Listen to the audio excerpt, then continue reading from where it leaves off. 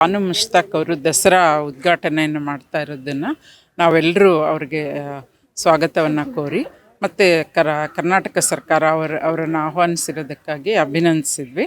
ಮತ್ತು ಅವರು ಉದ್ಘಾಟನೆ ಮಾಡಬಾರ್ದು ಅಂತ ಕೆಲವು ಸಂಘಟನೆಗಳು PIL ಹೋಗಿರೋದು ಮತ್ತು ವಿರೋಧ ವ್ಯಕ್ತಪಡಿಸ್ತಾ ಇರೋದನ್ನು ಖಂಡಿಸಿದ್ವಿ.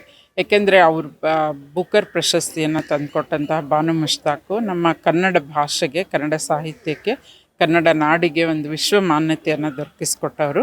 ಈಗ ಹಲವಾರು ದೇಶಗಳು ಕನ್ನಡ ಭಾಷೆಯಲ್ಲಿ ಏನು ಸಾಹಿತ್ಯ ಬಂದಿದೆ, ಇಲ್ಲೇನಿದೆ ಅಂತ ನೋಡ್ತಾ ಇರುವಂತಹ ಒಂದು ದಿನಗಳಿವೆ ಈಗ. ಸೊ ಅಂಥದ್ದನ್ನು ಆಗು ಮಾಡಿದವರು ಬಾನು ಮುಷ್ತಾಕ್ ಅವರು. ಯಾಕೆ ಹಿಂದೆ ನಿಸಾರ್ ಅಹಮದ್ ಅವರು ಉದ್ಘಾಟನೆ ಮಾಡಿದಾಗ ಬರದೇ ಇದ್ದಂತಹ ಪ್ರಶ್ನೆ ಈಗ ಯಾಕೆ ಉದ್ಭವಿಸಿದೆ? ಆಮೇಲೆ ಮಿರ್ಜಾ ಇಸ್ಮಾಯಿಲ್ ಅವರು ಕೂಡ ಮಹಾರಾಜರ ಕಾಲದಲ್ಲೇ ಅವರು ದಸರಾ ಉದ್ಘಾಟನೆ ಮಾಡಿದ್ದು ನಮಗೆ ಇತಿಹಾಸದಿಂದ ತಿಳಿದು ಬರುತ್ತೆ. ಅವ್ರನ್ನ ಅಂಬಾರಿಯಲ್ಲೇ ಮೆರವಣಿಗೆ ಮಾಡ್ಕೊಂಡು ಬಂದಿರೋದು ಇದೆ.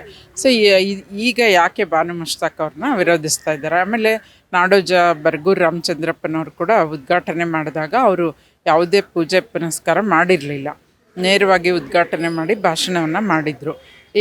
ಇವೆಲ್ಲವೂ ನಮ್ಮ ಎದುರಿಗೆ ಸಾಕ್ಷಿ ಇರುವಾಗ ಈಗ ಯಾಕೆ ಇಂಥದ್ದೊಂದು, ಆಕೆ ಒಬ್ಬ ಮಹಿಳೆ ಅಂತನ ಅಥವಾ ಅಲ್ಪಸಂಖ್ಯಾತರು ಅಂತನ, ಯಾವ ಕಾರಣಕ್ಕಾಗಿ ಇದು ವಿರೋಧಿಸ್ತಾ ಇದ್ದಾರೆ ಅನ್ನೋದು ನಮ್ಮ ಬಹುದೊಡ್ಡ ಪ್ರಶ್ನೆ.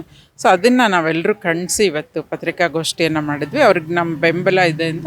ಮತ್ತು ಕೆಲವು ಸಂಘಟನೆಗಳು ಅವರು ಚಾಮುಂಡಿ ಬೆಟ್ಟ ಹತ್ತೋದಕ್ಕೆ ಬಿಡಲ್ಲ ಅಂತ ಒಂದು ಸವಾಲು ಹಾಕಿದ್ದಾರೆ. ಖಂಡಿತ ಅವ್ರಿಗೆ ಭದ್ರತೆಯನ್ನು ಒದಗಿಸ್ಬೇಕು. ಬಾನು ಮುಷ್ತಾಕ್ ಅವ್ರಿಗೆ, ಅವರ ಕುಟುಂಬದವ್ರಿಗೆ ಕರ್ನಾಟಕ ಸರ್ಕಾರ ಭದ್ರತೆಯನ್ನು ಒದಗಿಸ್ಬೇಕು.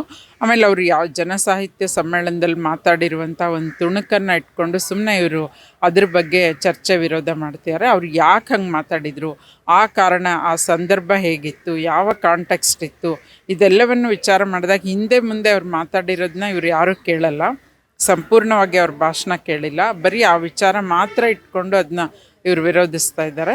ಇದು ಸರಿಯಲ್ಲ. ಮತ್ತು ಇದಕ್ಕೆ ತಕ್ಕ ಉತ್ತರವನ್ನು ಬಾನು ಮುಷ್ತಾಕ್ ಅವರು ದಸರಾ ವೇದಿಕೆಯಲ್ಲೇ ಕೊಡ್ತಾರೆ ಅಂತ ಹೇಳಿ ನಾವೆಲ್ಲರೂ ಹೇಳ್ತಾ ಇದ್ದೇವೆ.